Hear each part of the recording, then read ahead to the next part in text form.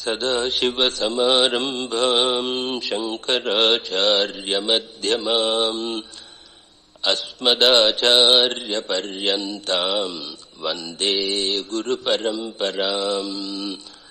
Om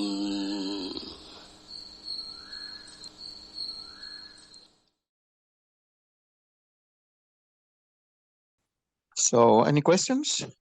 Yes. So first off, I looked on the website and there was a quote from you there, which is, "There is no you and me, only love loving itself." And I think I kind of have a vague idea what it means, but I would like you to talk about it and what is this love loving itself? Yes. This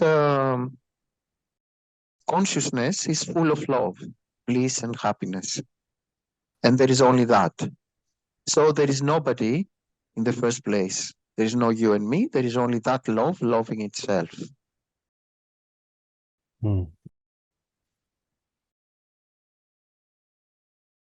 And perhaps to be more specific, that love, are we talking about the same kind of love that you feel in a conventional way, or is it the meaning is something deeper than just normal love?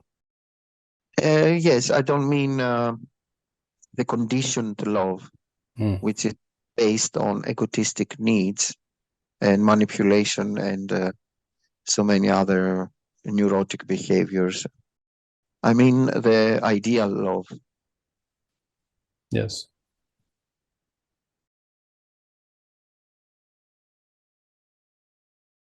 And the more somebody, in inverted commas, of course, somebody finds the truth, the more he or she can understand that there is only love. There is only this consciousness interacting with itself. So then it is impossible to harm somebody, because anybody, in inverted commas, is like your own self, not like your own self. That's why we see the jnanis, the self-realized ones, they like only to serve.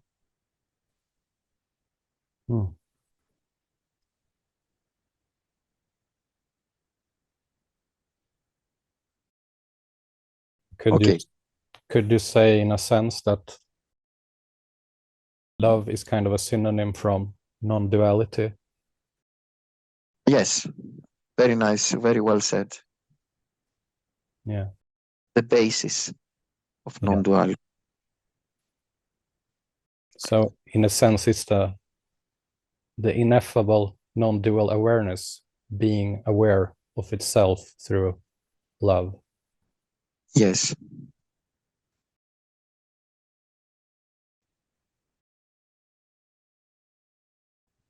Yeah. Thank you. So speaking of that, you said that the jnanis, when they realize the truth, they want to serve others. And I kind of have, my next question is kind of related to this, because I was thinking about when I read the text regarding spiritual life and conventional life, so to speak, that, for example, you use discrimination or viveka to discern what's real and not real. And you use is maybe not the right word, but uparati, to renounce what's not useful, kind of clear your life towards what's more useful. And you use kind of bhakti yoga for doing good things in your spiritual practice as a jiva. So kind of my question is, what guidance do you have for what should you renounce, or what should you think about in your conventional life as a jiva, from what does not matter, but you still want to do useful and necessary things, like in Bhakti Yoga.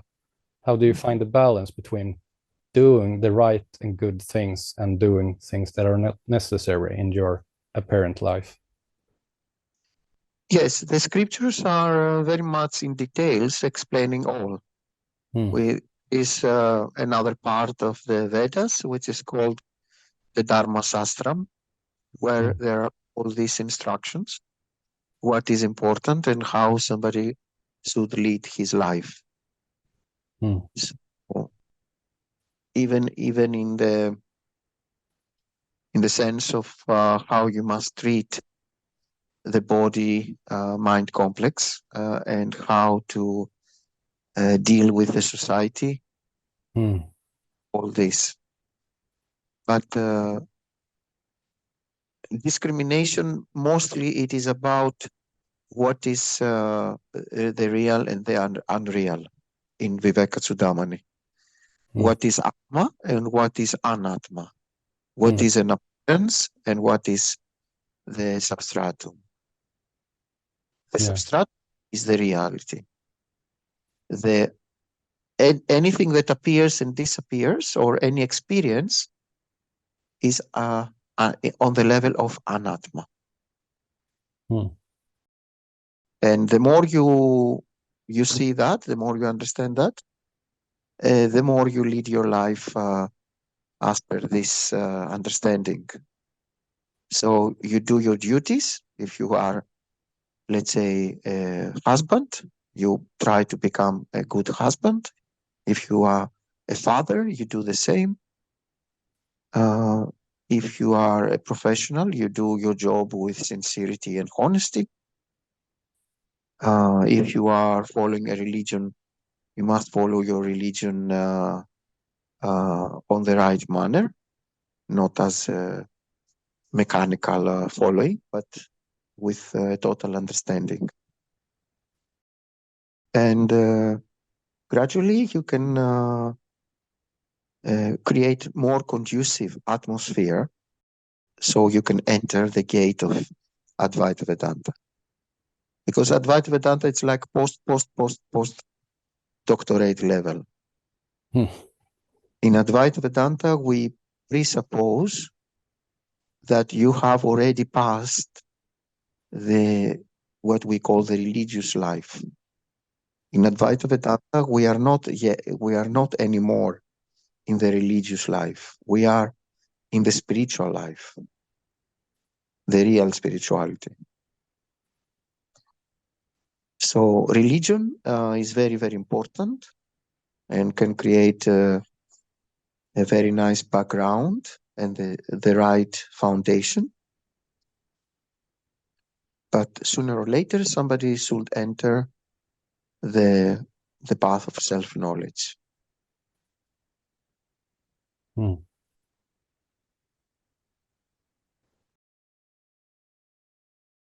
Yes. And sometimes when you study on the spiritual path, you think about these things a lot and you try to internalize it and understand the scriptures and everything. And things that before that felt very important and useful, you kind of see that they're not that important and useful, because you see that they're eventually don't lead you anywhere. It's just like conventional stuff in society that tells you things are important. But in the same way as we're talking about, you still have to do your duties. So you don't want to remove things and duties that actually are something you should do. Yes. So it's this balance, I guess, that's can be quite difficult, maybe now in the beginning, but maybe eventually I will study Dharma Sastra and then get a better understanding of this.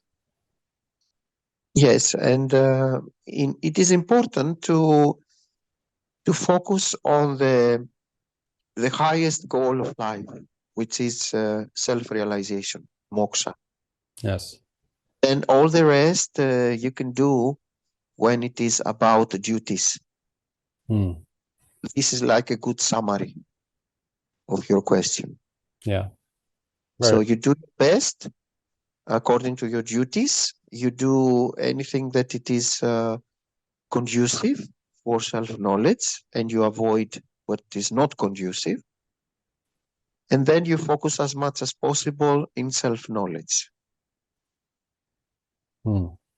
Very good answer. Yes, so this you can have as a compass. Yes. Very useful. Thank you. So, I guess the next question is free will, according to Vedanta. Because from my understanding, Vedanta says that you have free will. Is that right? Yes. Yes, but at the same time, Vedanta says that a jiva is affected by karma, is affected by the gunas, affected in a sense, you could say, by Maya and so on. And not 100%. Sorry? Not affected 100%. Okay. By all Yeah, okay. So that's my question, I guess. So what exactly does Vedanta mean with free will, and what things affect you and don't affect you and so on? Yes, there is free will, but also you cannot say that it is totally free will. And you may try, for example, to do something and never to be able to do, because it was part of your prarabdha karma, your destiny, not to accomplish that. Let's say you want to make money and you can never manage to make money, no matter how much you try. This can be the effect of your prarabdha karma. And you must, you can do also what you can do to find somebody to get married and never to be able to do so. Everything is a failure. So there, of course, there is the tendencies of the prarabdha karma, which an expert, for example, Jyotish astrologer, can see even in the chart of the person, the astrology chart of the person, can see the prarabdha karma. But at the same time, because we don't know what is prarabdha karma for us, we don't have 100% clarity about our prarabdha karma, we should always use our free will and let the rest in prarabdha karma to decide. Another very obvious event that proves that in Sanatana Dharma in general and in Advaita Vedanta there is free will is that when Krishna is speaking to Arjuna in Bhagavad Gita, and he offers to him 18 chapters of teaching, then he says to him in the end, I have gave you all the teachings, now you should decide what you will do. And that is a clear example that there is free will. Otherwise, he will say to him, there is no need to think what you do because already you have prarabdha karma. But no, he gave this response. He gave this response.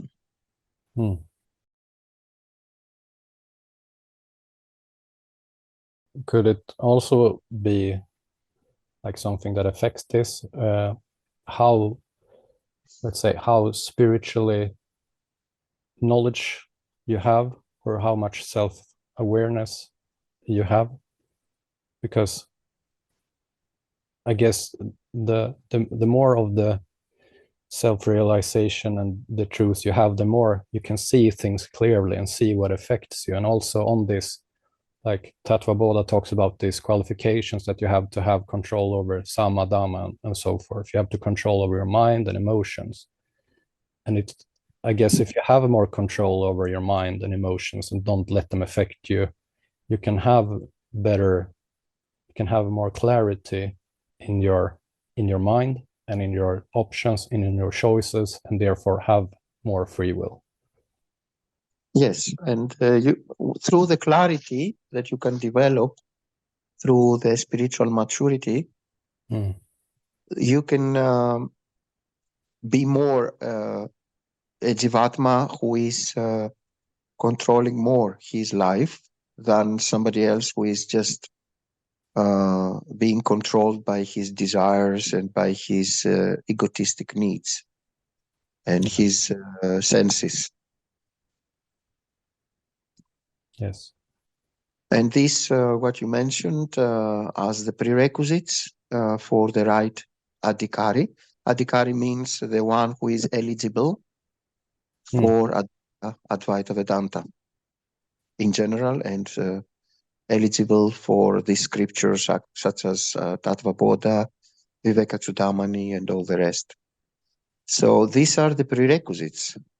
And that's why I mentioned earlier that in Advaita Vedanta scriptures, we presuppose that somebody comes already with the developed the prerequisites of a true adhikari. Yeah. If he didn't develop, then self-knowledge will not bring the effect, will not bring the fruit, will be or completely obstructed.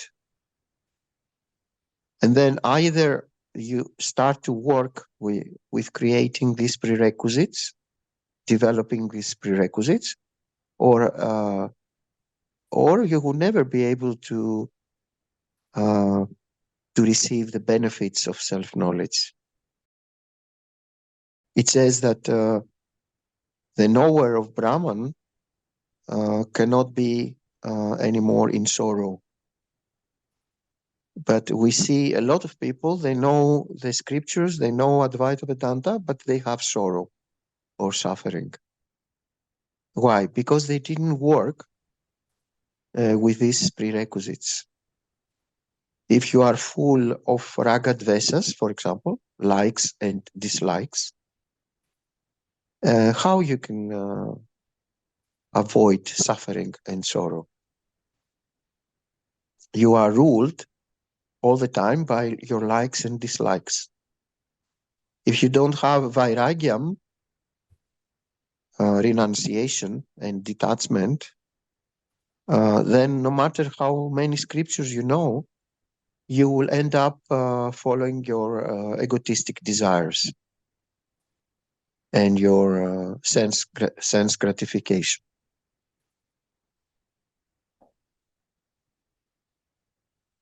So also one way to work with these prerequisites of the true adhikari is to use the Nidhi Dhyasanam, the Vedantic meditation. So the Vedantic meditation is the right tool to work and to develop these prerequisites, these virtues.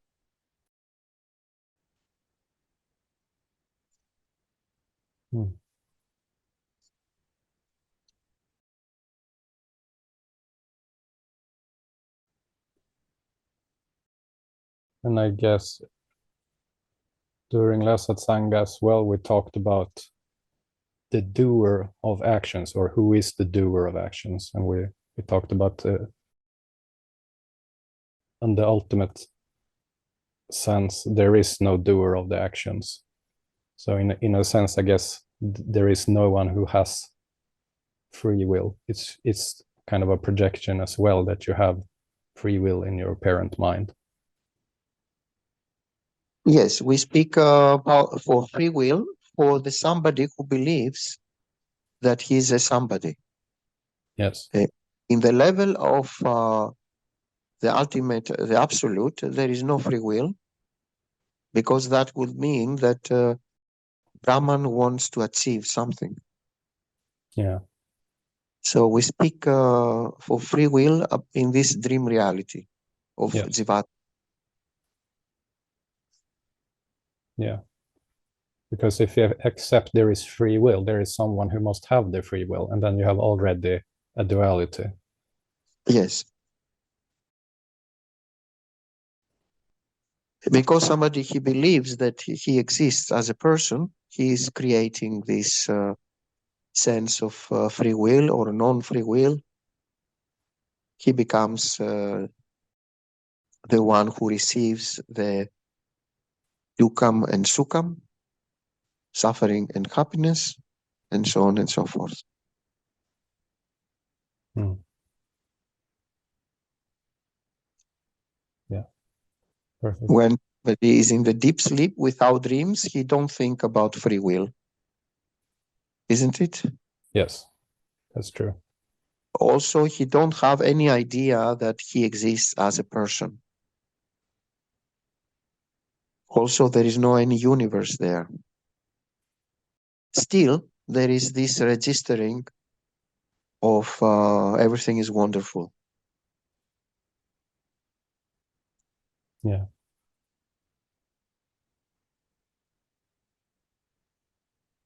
And that's why also Brahman cannot be a creator, and there have never been any creation as such. There is the talking for creation for the amateurs, for the beginners. Yeah. And gradually, when you are able to go and to study the most profound scriptures, then you can see that there is no creation. Everything is only an appearance. Yeah. And all experiences also are an appearance. A lot of people are trying to have an experience of Brahman, which is completely absurd and bizarre.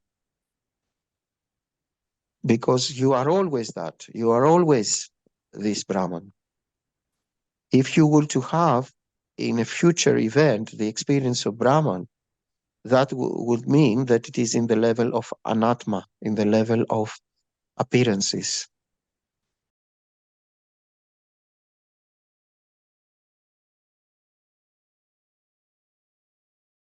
Yeah. And in the transcripts to the study of Vivekachudamani, Swami Paramarthananda talked about people kind of searching for mystical experiences, and see those as something more real than something else that you experience. But like a mystical experience that you maybe think is a mystical experience about Brahman is eventually also just a projection like everything else. Yes, all are in the level of the mind. All are on the level of anatma, not the true reality. All are mind concepts and mind experiences. And all the mystical experiences and all the occult mystical powers are on the level of the mind. Yeah. But we are not the mind. The mind is an appearance. It have never existed. There is no such thing as mind. We call mind this movement of thoughts, a bundle of thoughts, but there is no mind as such. Yeah. And it's so easy to be identified with the mind. It's very easy to be identified first and maybe with the body and then with the mind and so on, like the Panchakosas show you. Yeah. But all the Panchakosas are on the level of the mind. Yeah. Anatma, not Atma. And all this about these mystical occult powers that they try to work with the chakras and the kundalini and all this are not so important as they present it. Yeah. Kundalini is just the power of prana.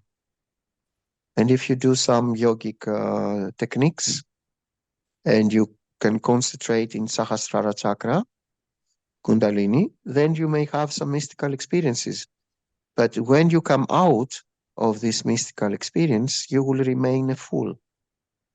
You will remain a complete ignorant. It will never bring you self-knowledge. Even it can create an obstacle. You may start to believe that you are an enlightened one who now have fantastic mystical powers and can produce arrogance and pride. I'm not a common person. I am a spiritual person. I'm an enlightened one, and so on and so forth. Self-knowledge can come only from teaching. It is a teaching process. Sravanam and Mananam, and then with Nidhi Dhyasanam, we create the conducive atmosphere in the mind so we can absorb much better the teaching. But the essence of self-knowledge is teaching. That's why from beginningless time, we see the seekers, they go to a guru, they sit down close to him, and they start asking him, "Oh, Guru, say to us, what is the truth? Why am here? What is the purpose of existence? Where I'm going? From where I came?" And so on and so forth. From beginningless time, we have this phenomenon that the spiritual seekers, they try to find a guru and try to ask questions and stay with him. Yeah. It's not at all about occult powers. Yes. Yeah. And also, the guru is the only one who can respond and clear all your doubts in the process of Mananam. Because let's say you do Sravanam, you study the teachings, let's say alone at home, and then you have doubts and questions. Where you will go to ask them, and who can help you other than the guru? Yeah. Or you don't have any questions because you think you understand it, but you don't understand it really. Yes. Which is equally not good. Yes. And there was a paragraph or a verse in Vivekachudamani that said, through right directions and through digging and removing the stones and dirt, the buried treasure is brought forth, and so on. What it says is like, with the right direction and by digging, by removing the stones and dirt, I guess it both means that you have to do the work, you have to dig, you have to do the work. Yes. But you have to have the right direction, where to dig, where to work. And you do that by following the teachings of Vedanta, and you do that with the guru. And it's not enough some people know everything about Vedanta because they have studied it simply in an intellectual sense, but it doesn't lead them anywhere spiritually. So it's not just enough to know maybe underneath you 2 meters down, there is gold underneath here. It doesn't matter if you don't dig and do the work with the help of the teachings and the guru. Yes, otherwise you are just gathering informations or data. Yeah. You can say to others that I know what this scripture is conveying, but like presenting like an information, like you are a scholar. Yeah. Self-realization, it doesn't mean that you are a scholar of the Vedanta scriptures.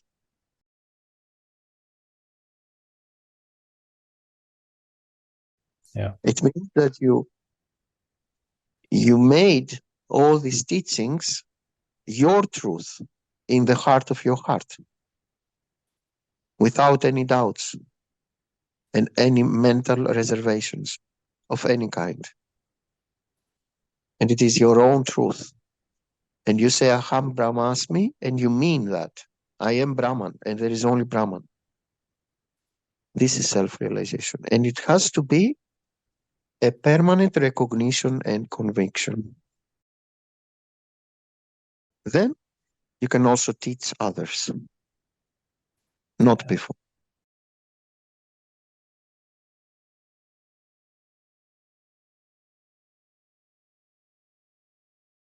Yeah.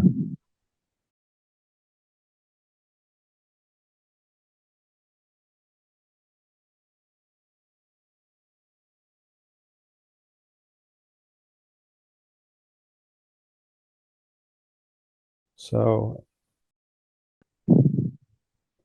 actually, I think that was all the questions I had for today and what I can think of now. So do you have anything more you would like to add or guide?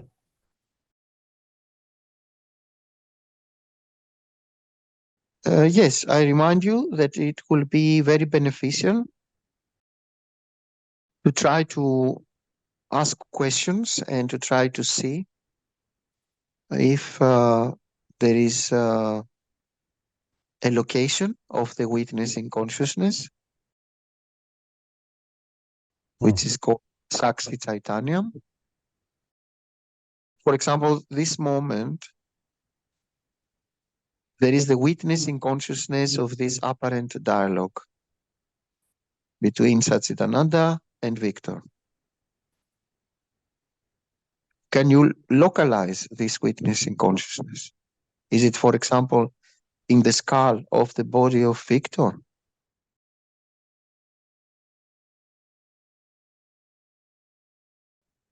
I can't localize it. So this will help you a lot if you do it as often as possible. It will create detachment from the body-mind complex. It's very important to realize that the Sakshi Chaitanyam cannot be localized. It is not the property of the body or the mind.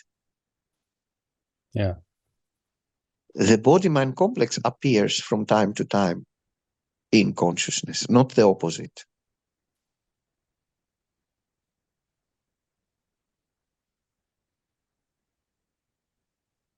Yeah. And the experience of the body-mind complex fluctuate throughout the day and from day to day, and even the experience of what the day is. Some days feels longer and shorter and so on. So everything is not steady or stable and real in that sense. It's just experiences. Everything is dreamlike. Look at Victor's life until now, when Victor was in the school, little kid. Isn't it like a moment? Yeah. And even if you go and ask somebody who is 100 years old, how do you feel now that you are so old? He or she will say, oh, it feels like a moment. Why? Because it is fleeting and dreamlike.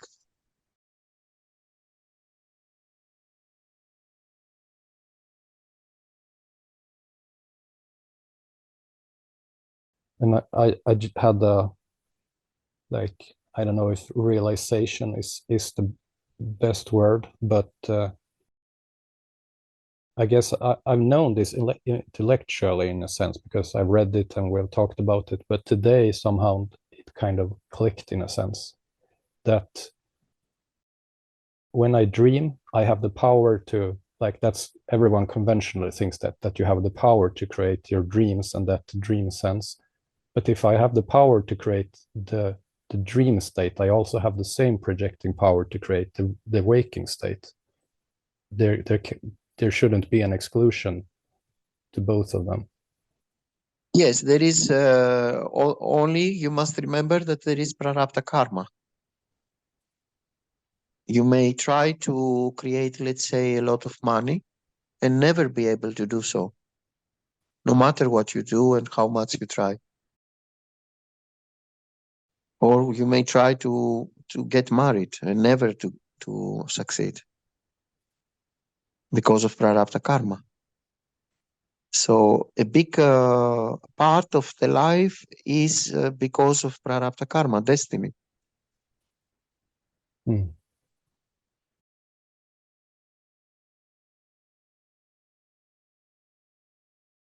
So in every dream lifetime, we have what we call the predispositions of the mind and samskaras.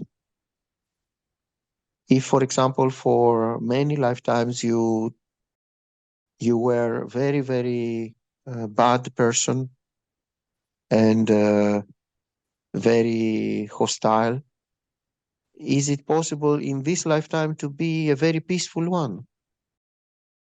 No. No. So it is like a continuation. Yeah.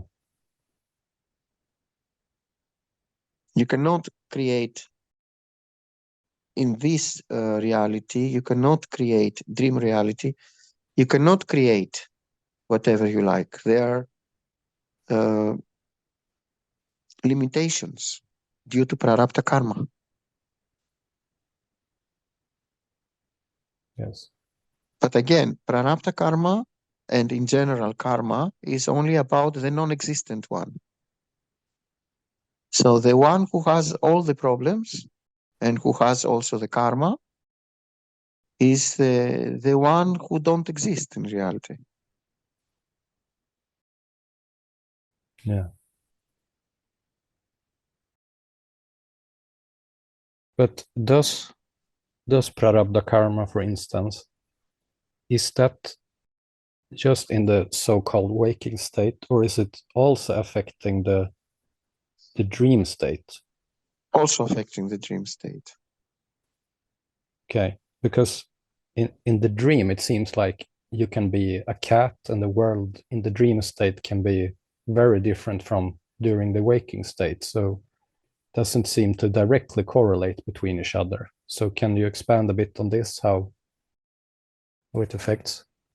The dream state is mostly an exhaustion of all the tensions of the last period and especially of the current day, and all the desires and all the likes and dislikes. It's kind of a healing process. The removal of pressure and tension, and also it is a way to see that you are not what you believe you are. You can use the dream also as a key to the teachings in many instances. For example, we speak for the dream that it has utility, experienceability, and transactability.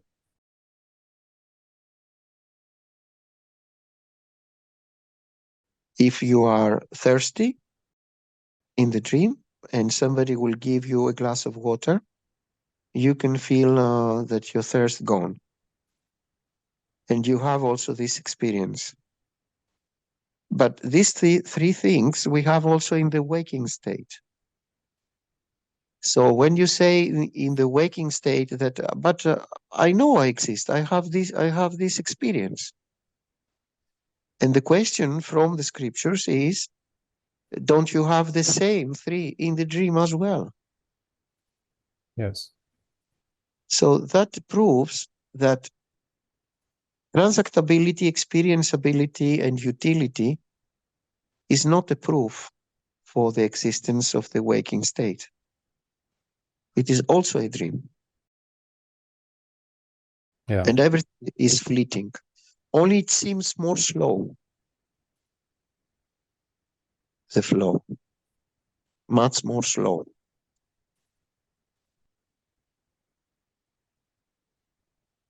But if you are 80 years old and you look back, it is very, very obvious that it was a dream. Yeah. You can see that old people, they are not in a hurry at all, because they feel that there is no need to be in a hurry. Mm. The death is approaching of the body.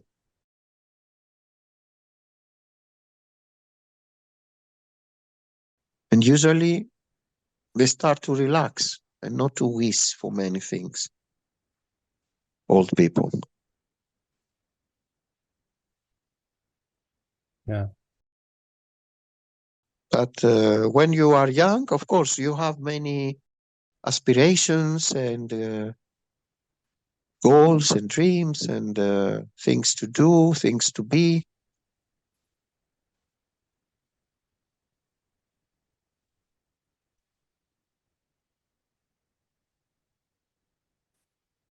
And of course, it's not a problem to do your work and to do something you like if it is with honesty and it doesn't produce any problem to the society. But you should always remember that this is only a role playing. Yeah. You play the roles, but you should not be the roles.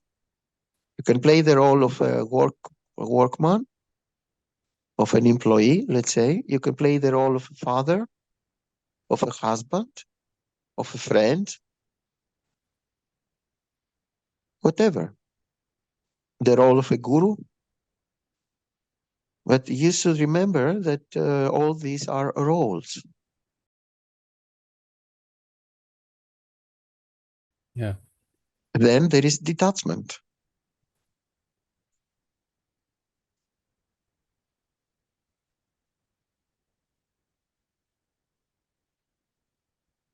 Sachidananda is not the guru. He's not a father and a husband. It's only a role. What I am is unfathomable. I am not a guru. I'm not somebody. I'm not a father, a husband, a friend. I'm none of these roles.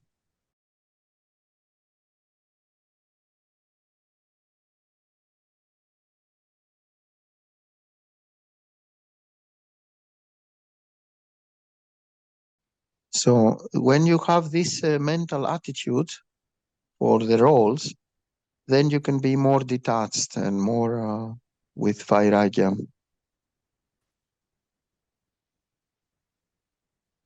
You have a kind of renunciation for the worldly things.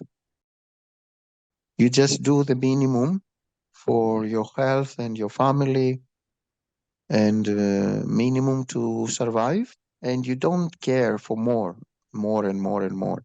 Because anyway, the ego will never be satisfied. We have many billionaires who cannot be satisfied. They want more and more and more and more. Yeah. But when you are happy with simplicity and with as less as possible, then you are really free. You are not dependent or a slave of your infinite desires. Yes. Of course, not that all desires are bad, but I mean, the ego desires, the egotistic desires, the sense gratification desires. To Sachidananda, for example, have the desire to propagate these teachings to as many as possible and in as many countries as possible. But this desire is a very legitimate one.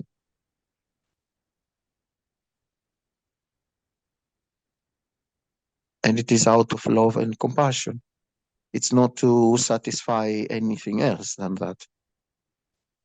Also, Sachidananda, as a father and a husband, have the desire to support his family. It's a very beautiful desire. Adi Sankaracharya was traveling all over India, propagating the Advaita Vedanta. We cannot say that he was not a real self-realized one because he had the desire to teach all over across India.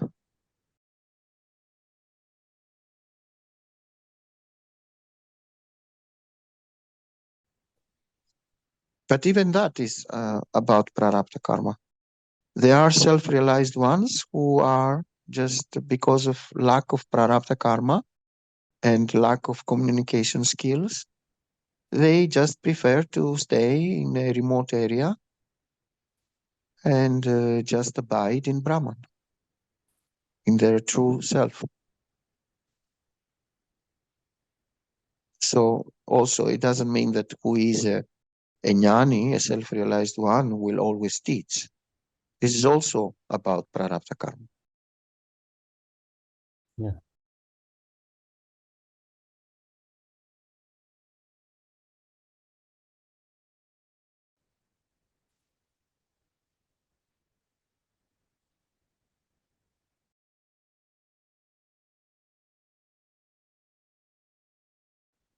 Yeah, some duties and role you have to play, but as long as you know that they are just duties and a role and not who you really are, it's useful in the sense that you have duties, for example. Yes, and they are legitimate, all your actions, no problem at all. Yeah. But also you must have a detachment. If you always are in worries and in stress because you want to make money and to bring to the family, this is also wrong. You must do what you can without worries and anxieties and all this stress, because you remember that there is prarabdha karma.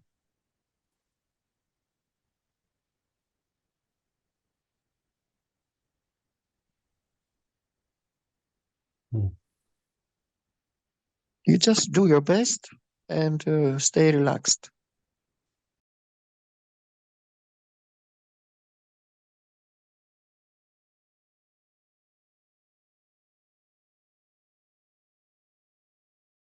Perfect.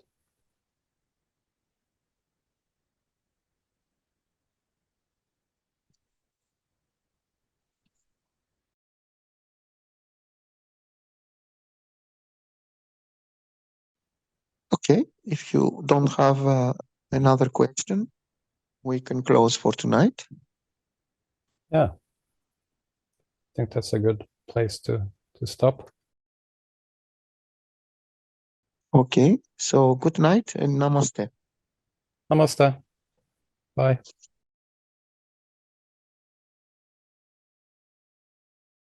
पूर्णमदः पूर्णमिदं पूर्णात् पूर्णमुदच्यते पूर्णस्य पूर्णमादाय पूर्णमेवावशिष्यते